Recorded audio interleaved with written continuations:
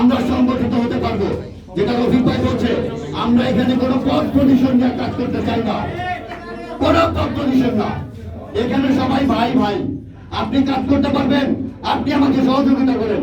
আপনি কাজ করতে পারবেন, আমি আপনাকে সহযোগিতা করব। এখানে কোনো পদ পজিশনের দরকার নাই।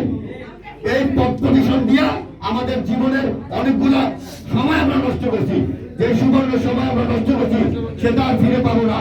আমরা 2 বছরের পিছনে পড়ে গেছি ভাই, 2টা বছরের পিছনে পড়ে গেছি। তাই এখন থেকে আমরা চেষ্টা করব, নিশ্চয়ই আমরা পরবর্তী বড় পরিসরে আন্দোলনের ডাক দিব।